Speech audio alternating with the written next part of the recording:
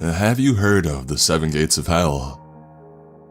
It's a hugely popular paranormal site in rural Pennsylvania, surrounded by urban legend and horror stories. I always took it for granted how popular that site was, growing up only 15 miles down the road. But apparently it's a nationwide phenomenon that some people travel hundreds of miles to visit.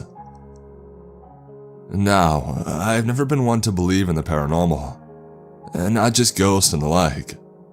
Anything that didn't have concrete evidence that I could see or feel was hard for me. I was just a logically based person. I'm sure you know the type. My friends, however, were all in that same phase of young adulthood that involved needing to find proof of some kind of ghost, demon, or otherworldly entity. We were all sophomores in high school, and our evenings consisted of all sorts of ghost hunting adventures, such as going out into the woods behind Maddie's house and using a pendulum to try to speak with a spirit, using a Ouija board, and even trying to create a makeshift summoning portal out of kitchen supplies. And none of it ever really worked. Sure, the pendulum swung, but it was windy. And everybody knows that Ouija boards are just controlled by whoever is touching it, wanting to make a spooky scene. I was always there, playing along and having fun, but never truly believing anything. This is why when Kenny brought up going to the Seven Gates of Hell, I was all for it. Aside from the fact that the thing was dripping in paranormal lore, there is an actual story behind it as well. In the early 1800s, there was an asylum in Hallam, Pennsylvania. This was back in the day when those that were admitted were not treated so greatly. I don't need to tell you the things that happened to those admitted to asylums before the 1900s. And one evening, that asylum caught fire and started to blaze for the centuries. Due to its location in the middle of the woods, it took fire response teams well over 20 minutes to get to the scene. And by that point, well, there was no point. Most of the occupants of Hallam Asylum were burnt alive, and while few escaped into the forest, many were found dead later in the surrounding area due to smoke inhalation, starvation, or being ripped apart by animals. All quite gruesome deaths. I wanted to see the remnants of the asylum that were allegedly still there past the 6th gate. It was a Friday night when we went, leaving our home at 10 p.m., so that we could try to be at the asylum by 3 a.m., the witching hour. There were 5 of us: Kenny, Maddie, Andrew, Lauren, and myself. We all piled into Kenny's single-row pickup truck. "So, what are you guys hoping to find out there?" I asked. I know there is supposedly the ghosts of the asylum inmates, but other than that, I didn't know much about the lore. "Oh, you know, the usual. Ghosts, demons, whatever wants to show itself to us," Kenny stated matter-of-factly. At first, Maddie and Lauren actually seemed a little tense, which was strange. This was the kind of thing that we did all the time. It was Lauren that spoke next. "Well, it depends on how deep into the woods we get. I heard Anders and Lawrence went by themselves last week and couldn't get past the 3rd gate. It said that they started hearing voices and seeing eyes in the woods. It spooked them out real good." I suppressed a laugh. Anders and Lawrence were basically the class clowns of our high school, and taking anything that they said seriously was almost as much of a joke as whatever it was that they had said. "Yeah, and I've heard that if you can make it past the 7th gate, then you get sent directly to hell, and never to return," Maddie said, her eyes scanning the woods to her right. "Assuming that hell is real, that is," I chime in, achieving a punch in the arm from Andrew. After about a 45-minute drive, we arrive at the broken-down street sign that says Toad Road, the alleged beacon of where the gates are to start. "Okay, everybody, shut up. You all have your flashlights and knives?" Kenny asked. We had been instructed to bring flashlights for obvious reasons. And knives? I guess to feel more safe from the ghosts. I know I brought one in case of coyotes, which were more popular in that area than I would like to remember. An actual threat. We all nodded in his direction, signaling our 2 items. Great. So about an eighth of a mile in the forest here should be a rusted gate. That is the first gate. And once we cross it, we will be in the devil's territory. Kenny said with a smirk on his face. I hope he's ready. I rolled my eyes and I shot a smile at Maddie, who was looking a little bit nervous still. I put my arm around her and whispered to her that everything was going to be alright. And maybe they would finally find something of substance so we could put this dumb paranormal stuff behind us and move on to the next fad.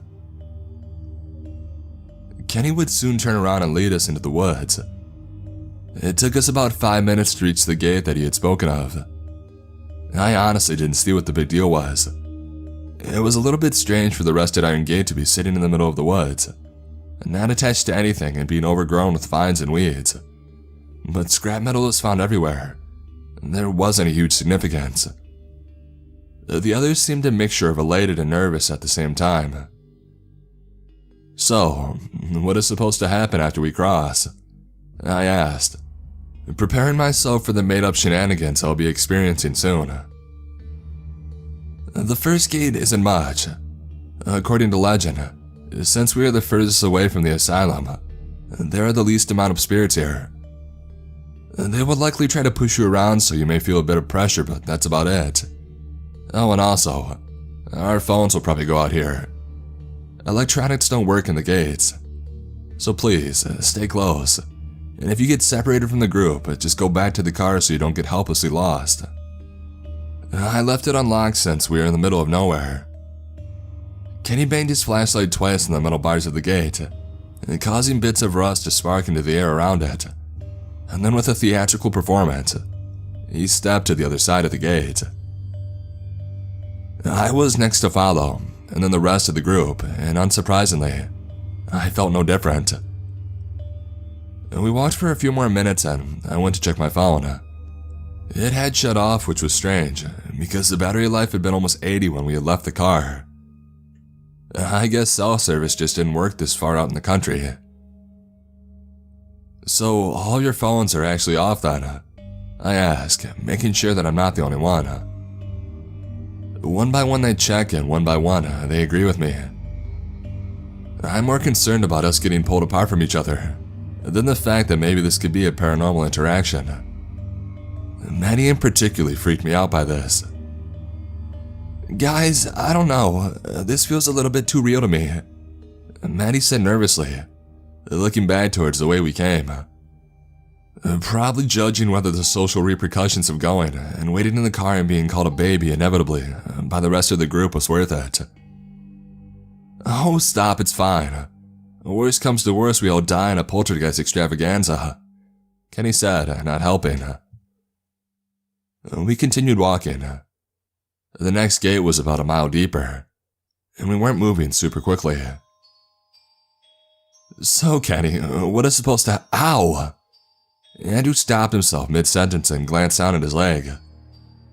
He pulled up his jeans to mid-calf and revealed a large cut spanning about 4 inches off the back side of his lower leg. What happened? I asked, looking around with the flashlight, attempting to find any thorn bushes or other culprit.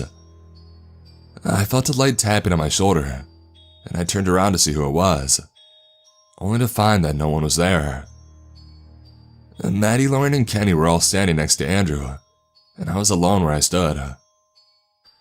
Okay, weird, I'll admit it. I don't know, I was just walking and it hurt, and then this, Andrew said, motioning towards his leg. I mean, it's not that bad, just unexpected is all. Let's keep going. We made it to the next gate a few minutes later, only Maddie complaining of feeling like she was getting shoved to the side. She compared it to when you're walking next to someone who is leaning into you. She was scared though, and placebo is a strong thing, especially in the paranormal, so I chose to ignore that. Alright, gate 2 is right here. On the other side of the gate, according to legend, you start feeling as if you're being followed. The pushing continues, only stronger. Oh, and there's a cult that guards the third gate at the end. So you know, watch out for them. Kenny, who had apparently not felt any presences during the first gate, and was obviously feeling a little more lighthearted than the rest of the group, pressed on without question. It was about halfway through the second gate that we encountered our first problem. Maddie's flashlight died. She swore up and down that she had fresh batteries in it, but nonetheless, we were short one. Maddie huddled close to me and used the light for mine as we continued down the imaginary path that Kenny was leading us to.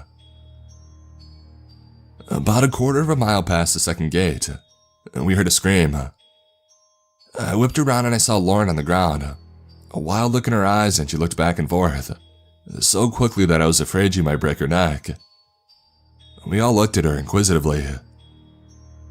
I don't know what happened. It felt like somebody just speared me. Lauren shouted, a panic growing in her voice. I walked over to her and I offered her a hand to get up. I'm serious, guys. It felt like I got tackled. I didn't just dive into the ground and scream for no reason. Lauren shook off my hand and pushed herself up, rejoining us, shock in her face. Kenny clearly didn't believe her, and Maddie looked like she was on the verge of tears. As we walked, I got the increasing sensation that I was being stalked. I began looking around for the signs of coyote, attributing the sensation to that, but I couldn't see anything that would alert me to the presence of wildlife. In fact, now that I was thinking about it, there is a surprising lack of wildlife altogether. Guys, hold up for a second, just be quiet. I asked everyone, and they were all happy to oblige. Not that anybody was really talking that much anyway. As everyone stopped, I felt a pit in my stomach start to grow. There wasn't a single noise being made. No crickets, no wind, no leaves cracking in the distance. Complete silence. And that's strange, isn't it? The lack of sound. I stated my concerns out loud. I really think we should turn back. That feeling of being shoved down, that was enough for me. I don't want to mess with this stuff anymore. I'm serious. Lauren shivered as she spoke, despite the relatively warm night. Honestly, I'm down to turn around too. It's getting pretty late. Andrew spoke next. His eyes not necessarily frightened, but definitely on edge. Are you all being serious right now? Come on.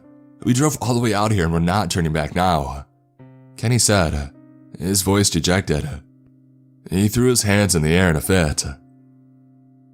No, I think we should keep going. I just thought it was weird and all. I threw back. I felt it again after I said that.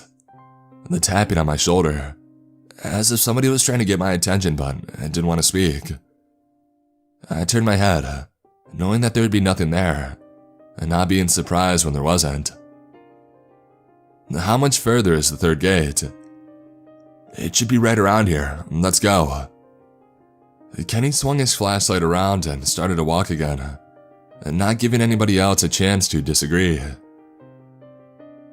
After another 2 or 3 minutes, we landed back on a road that appeared seemingly out of nowhere. There is no sound of traffic, obviously, and there was no paint on the road. It just seemed like concrete in the wilderness. That feeling of being watched was almost overwhelming now, and I have to admit it. It had started freaking me out a little bit at this point. I could see in the distance another gate sitting at the end of the road. This one felt different though. Maybe it was because it was decidedly less rusted and antique looking. Or maybe it was because it was in a place that actually made sense for a gate to go, instead of being in the middle of a forest. But somehow it just felt strange. When we were about 10 yards away from the gate, I heard Maddie start to sob. I turned to ask her what was wrong and I saw utter terror in her eyes. I will never forget that look. I asked what was wrong and she couldn't even speak. She just pointed to the sides of the road. In the darkness, where the road dropped off into more grass and trees, sitting just along the edge of our vision were bright green eyes. Hundreds of them. It took all but 5 seconds for the rest of our group to see what Maddie did. Those green eyes, unnaturally bright in the darkness of the forest surrounding them. Lauren let out a shriek, and Andrew just about jumped out of his skin, despite not actually making a scream. I swear Kenny actually smiled, as if he was happy to finally have something to talk about. His smile doesn't last. I know that he wants to see something metaphysical more than any of the rest of us, but even for him, this felt like more than we had bargained for. One by one, what felt like thousands of men stepped out of the shrubbery on either side of the road, each holding some sort of weapon. My heart dropped. Maddie is clinging on to me, her face shoved into my chest, sobbing. Andrew looks distant, like his brain wouldn't allow him to process the situation. Lauren was also crying silent tears, and Kenny had an awful grimace that came from trying to look like he wasn't scared, just to preserve his social status, and he was actually shitting his pants. The figures were silent as they approached. They were humanoid in shape, but something about them was distinctly wrong. Maybe it was the way they appeared darker than they should have, even as they got closer and our flashlights could reach them. Maybe it was the way they seemed to float instead of walk as they moved, or maybe it was the noise it emitted from them. It was subtle, a small static like white noise, but it's amazing how loud things sound when you haven't heard noise at all in the last 45 minutes. 3 of the figures maneuvered themselves between us and the third gate, their gaze never breaking from our own. One stepped forward, his hands wrapped around what appeared to be a shotgun, the other 2 clutching giant clubs made of wood and scrap metal. "You will turn around now." The voice didn't come from the man with the shotgun, but rather boomed through the air, as if the world itself were speaking to us. Of course, my initial reaction was to turn around and get the hell out of there, as was everyone that was sane in our group. Kenny, however, stared forward with more purpose and drive than I had ever seen.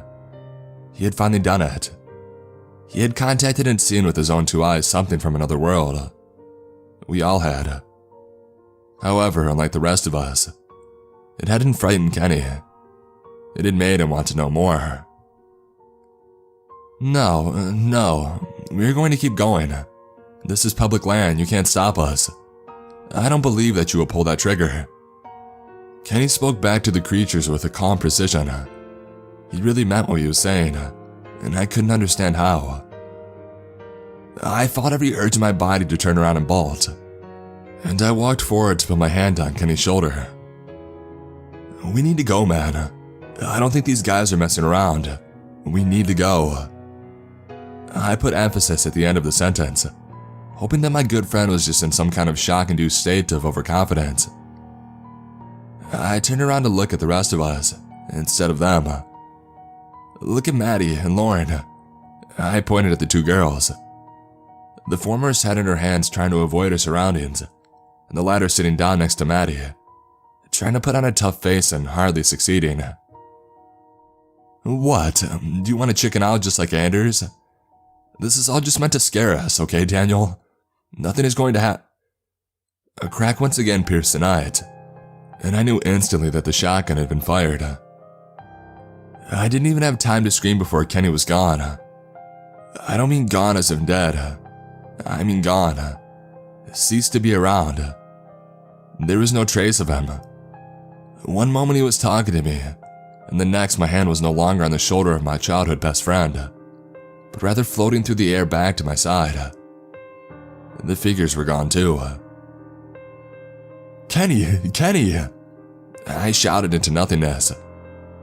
The sound was gone again, along with the creatures, so my voice felt like it would travel miles, but nothing came back. I turned back to everyone else, and they looked as petrified as I was. "Where is he, Daniel? He was just right there. You had your damn hand on his shoulder. Daniel, where is he?" Andrew was now in front of me, and jabbing his finger into my chest as if somehow I was the one that had caused this. I started. "That is bullshit." Andrew shoved me hard enough that I stumbled backwards and almost fell over. "People just don't disappear." His rage quickly dissipated into worry as he walked over to where Kenny was, just a few moments earlier, and he fell to his knees. "We have to leave now. Tell the police what had happened. I don't know. We just can't abandon him out here, Andrew. We have to keep going." It was Lauren that spoke this, the steely look on her face much different than the one she was wearing only a minute ago. She was right. If we left now, Kenny might as well be dead. He still might be dead, but if we keep going, maybe we can find those creatures again and try to strike a deal. There was nothing I wanted more than to leave this forest and never come back. But at this point, we didn't have a choice. Maddie looked up for the first time since the Darkman had arrived, her entire face red and tears staining her cheeks. When she spoke, her voice cracked and she sniffled to try to stop her noise from running to no avail. I don't want to. I just want to go home." She was defeated, and I didn't blame her.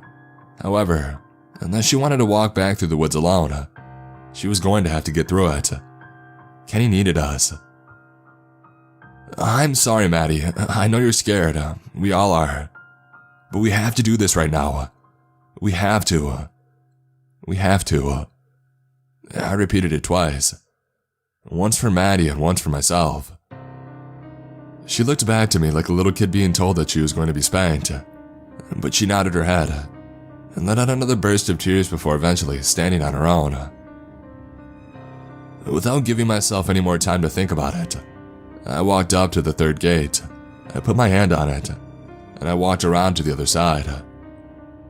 The others followed me, if hesitantly. The road that we had been walking on disappeared directly on the other side of the third gate, strangely enough, so we were back to walking through wooded terrain and keeping our eyes out to whatever may lurk in the trees. I had taken point in Kenny's absence, Maddie staying constantly on my side, followed by Andrew and Lauren. We walked in a tight square forward. It was odd, but for some reason I just knew where to go, as if I was being guided, but by a force that was unseen or unfelt. I found myself making turns around certain trees, and crossing over a small stream at one point that would have been much easier to just walk alongside. The tapping that I had been feeling on my shoulder previously was also getting stronger, and harder to ignore. It was persistent now, and the taps were becoming harder and more painful. I could tell that the others were feeling something similar, even though nothing was being said between them.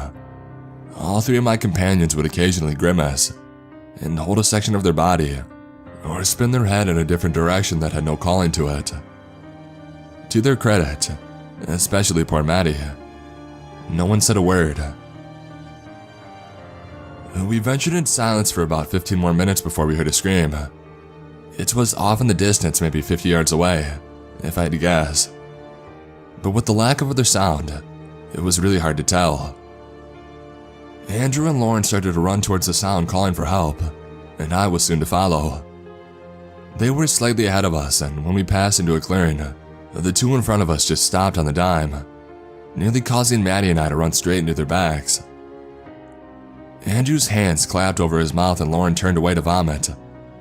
I looked past them, and I saw my own mother being stabbed repeatedly by what I only can describe as a monster.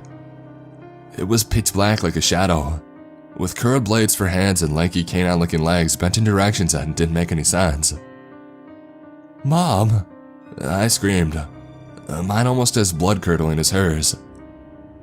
I rushed forward and I tried to tackle the creature attacking my mom, but right as I was about to lay into it, it too disappeared right in front of my eyes. I turned to find my mother, but she too had been replaced with the face of another. An old man with blood running down his lips, looking at me with a devilish smile. He licked his lips as he stared at me, and then he vanished himself. It took me a minute before I could move again. I had no idea what was real. Was this all a hallucination? It couldn't be, because clearly everybody else saw the same thing as I did. I had no answers, nor any semblance of a clue what to make of the events that had happened. I fought back the urge to scream and vomit and walked back to our group. "What are we even going to do, if we find him?" Andrew said, his eyes still trained on the ground where he had just seen 2 more beings disappear. "We're going to kill whoever took him." Lauren spoke up. Everything about her had turned to ice. It almost made me more uncomfortable seeing this sweet, pretty girl who had enjoyed watching makeup tutorials on YouTube and flirting with boys on Twitter look as hardened and shut off emotionally than it did seeing the spirits. Almost. With a new sense of pace, we started back on the trail. My flashlight flicking back and forth between the trail in front of me and the trees beside me even more often now. And it wasn't long before we reached the 4th gate. Or at least I think it was the 4th gate. There actually wasn't any gate at all, but only a prominent mark in the ground, like someone had run their finger through wet concrete and molded it that way. I just knew that it was, however. I knew that we were getting deeper into the game. Closer to hell, I suppose. I didn't even bother to stop. I just kept walking. The moment I stepped past the gate, I knew that I was correct. It felt like it had dropped 20 degrees instantly. I also heard sound again, but it wasn't the average forest sounds. It was distant wails. That could have been mistaken for a gust of wind in different directions, but not this one.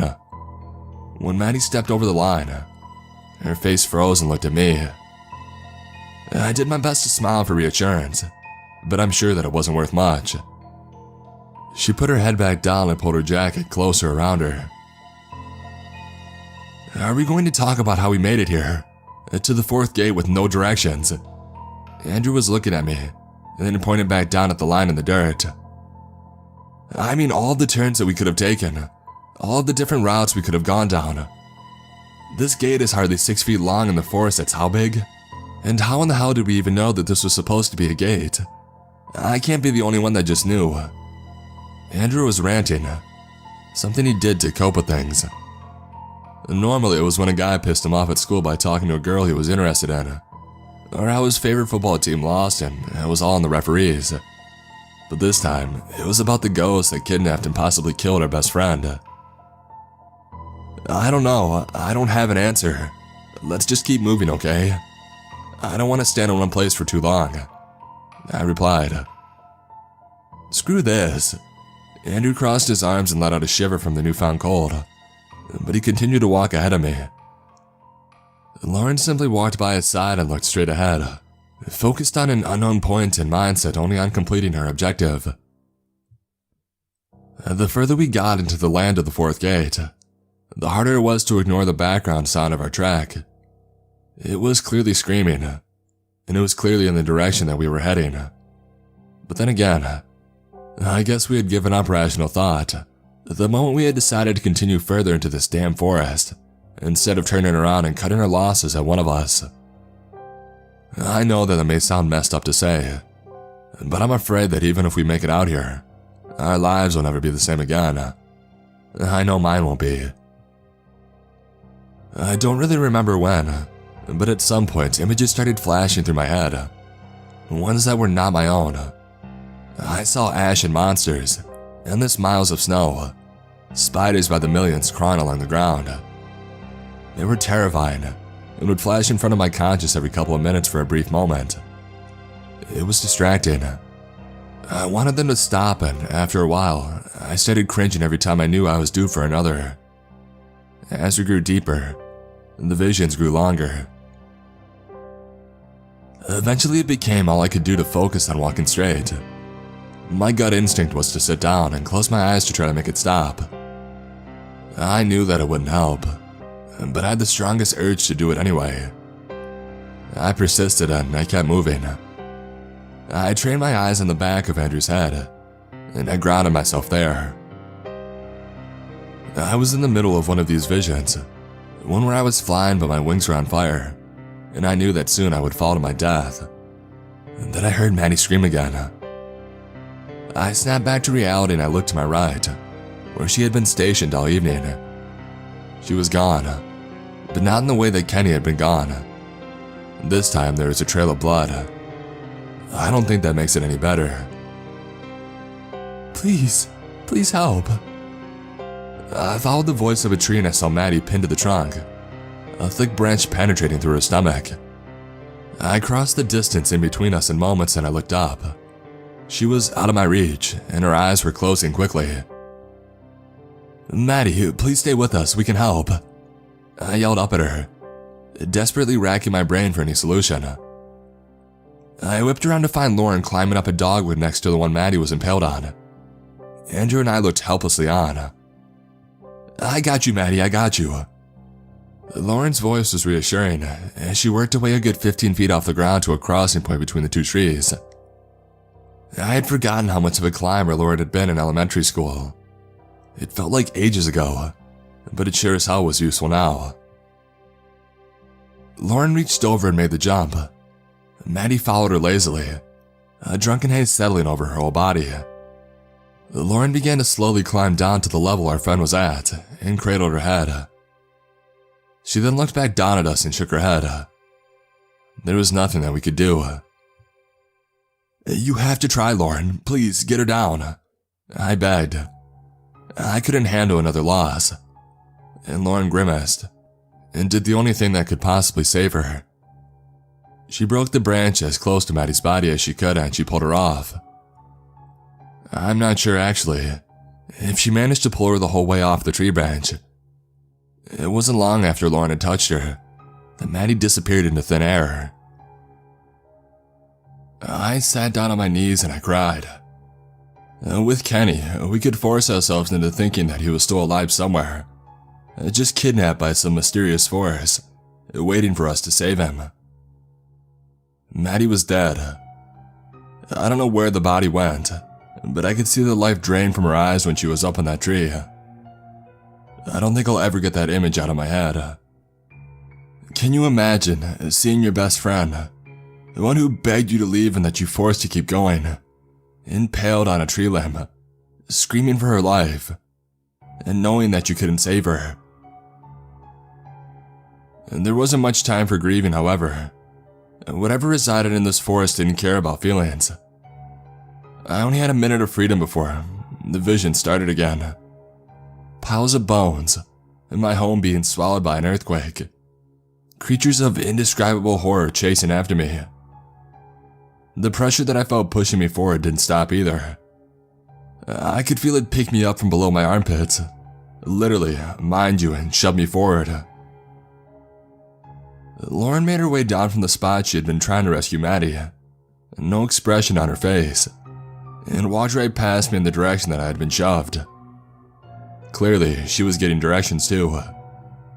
Andrew put his head down and walked behind her, leaving me as the last to follow. I took one last glance back and I continued on. There was nothing else I could do. The fifth gate didn't exist, at least not physically. No one had spoken a word for the mile walk after Maddie's death until eventually Lauren spoke. We just passed the fifth gate. Of course, I felt it too. Instead of feeling hands tapping or shoving, it now felt like a consistent pressure. Like when you were 5 years old and your 6'8" uncle gave you a bear hug. Only then you knew that it would eventually end. The visions have gotten increasingly worse, but I'm starting to become numb to them. They are just a part of me now. I've accepted that. I hadn't noticed it, but the terrain around us was changing as well. Things around us were just dead now. The trees were growing more and more brown, leaves becoming more scarce as we continued on. Plants with blooming flowers were replaced with thickets of thorn brush. Animal carcasses littered the distance. It seemed unlikely that we were even still in an earthly plane anymore, the more that I thought about it. Something like this would have garnered the attention of the local government in an attempt to stop whatever was causing the death. And as far as I could remember, when we were looking at Google Maps of the area, there was no such large, lifeless area. It wasn't long until we saw the eyes again. It felt less eerie this time around, and more sinister. As if the surrounding forest wasn't enough. As soon as I saw the bright green glow around us, I felt the depth of the place. It weighed on me like 1,000 pounds. I glanced at my friends. Andrew was darting his head back and forth in all directions, while Lauren kept her focus straight ahead, ignoring her surroundings completely, as if she had been for what seemed like years. "You have one last chance." The same voice as before at the third gate boomed through the air like a tornado. None of us listened. Moments later, the dark figures appeared again, weapons in hand. They were more grisly this time, however, no longer shrouded in dark capes, but rather flaunting their unnatural bodies to us. Their limbs were too long, and bodies too thick, and worst of all, their skin was pulled so taut against their bone that it looked like a demon summoned from a sacrificial ritual. I guess in a way, they were. They had only appeared for a moment before they rushed at us, unlike the previous encounter, where they had stood still and simply waited. This time they came at us from all sides, sprinting. I immediately sprung into a sprint forward of my own, Lauren and Andrew doing the same. "We need to find a way through," I shouted, even though I was only a foot or two behind. The white noise emanated from the creatures was deafening. "Split that, can't reach all." I could only hear bits and pieces of what Lauren was saying, but her message was clear.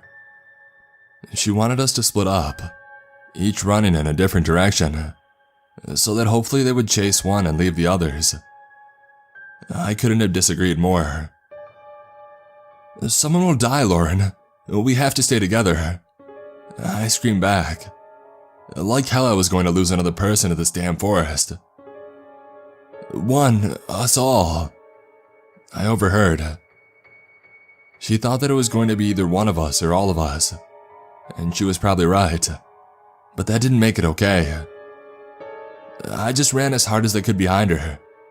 The creatures were closing in, and I had just managed to sneak by one of the incoming demons in front of us, as he swung his club at me by dodging to the left. It wasn't going to be the last though. I was running out of steam, and fast. That, along with the fact that I had no idea how long we would have to outrun these things, or even if we could, it made me want to give up. Maybe it would be easier just to give in. Let this nightmare be over. The thought of Maddie and Kenny was enough to pull me through.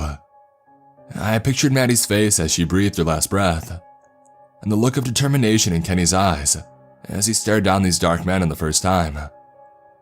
I had to keep going. Suddenly, Andrew stopped.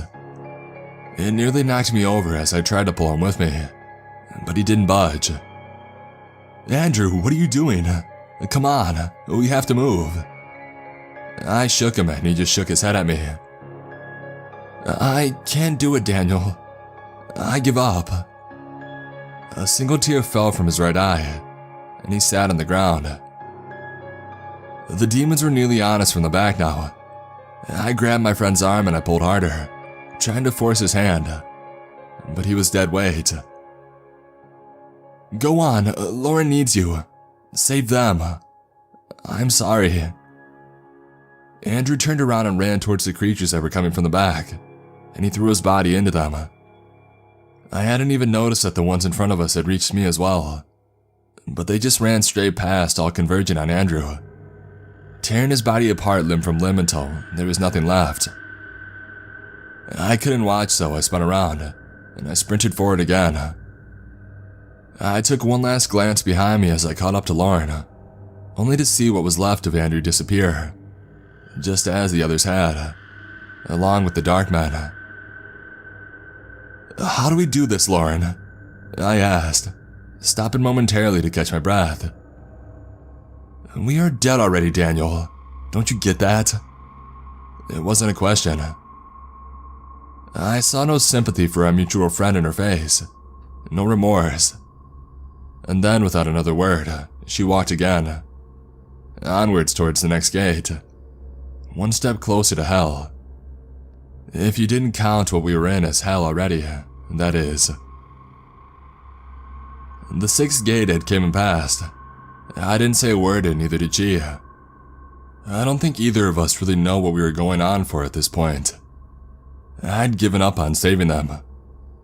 I guess I only moved forward because it seemed like a waste to go back. The visions have completely taken over my sight. I only see horrors now, and my legs walk on their own.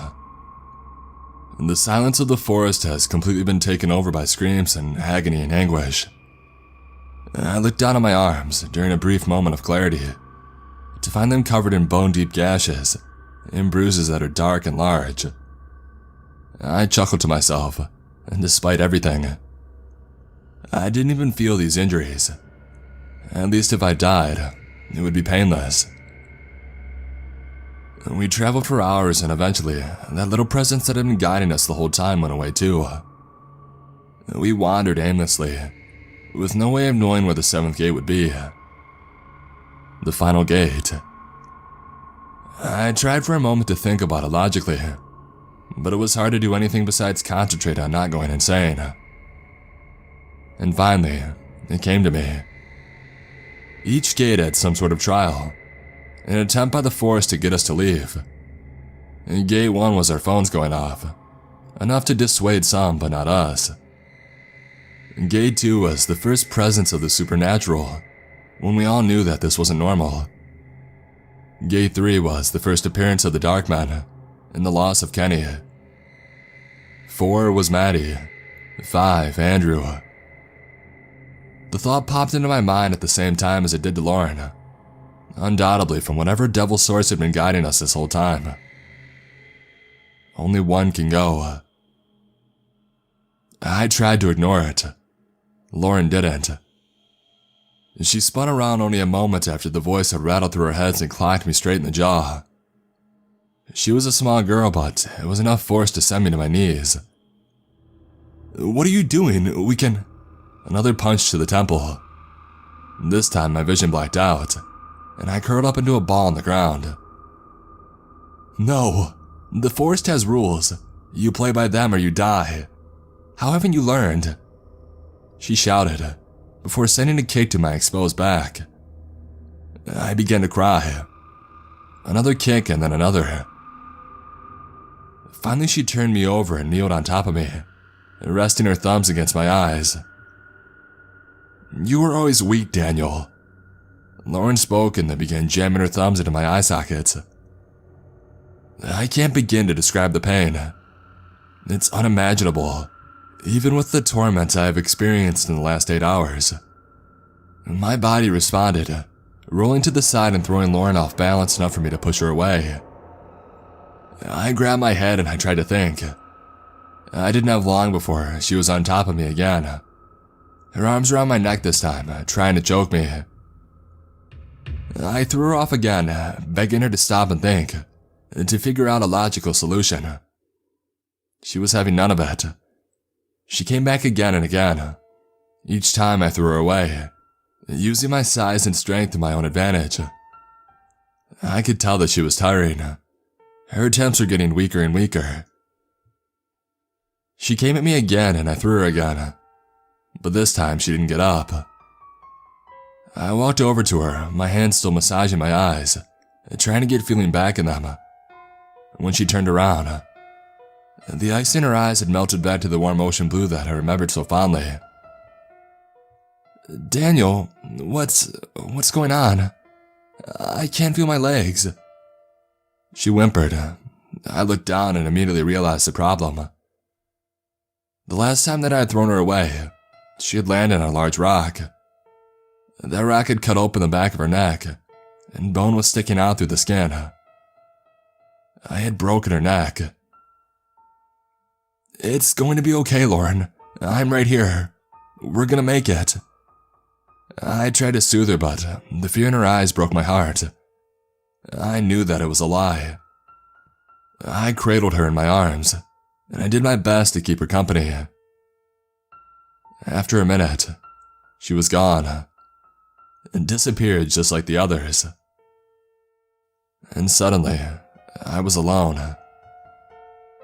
When I looked back up, the seventh gate was directly in front of me, a grand sight. It reminded me of Wayne Manor in the Batman comic books, Victorian in style, elegant and flawless. Behind it was the fabled asylum. It didn't appear to have any fire damage as was suggested, but rather it looked pristine, like it had been built yesterday. Initially, I questioned it, but it was fleeting. I knew I just had to get there. As I walked up to it, the gate opened in front of me. I stepped through, and suddenly all the noise, voices, pressure, everything was gone. It felt normal, like I was just walking through the forest again. All of my cuts and bruises were mended, and my mind was my own. I walked to the front door of the asylum, and I rested my hand upon the handle. With a deep breath, I swung it open. Standing in front of me were Kenny, Maddie, Lauren, and Andrew.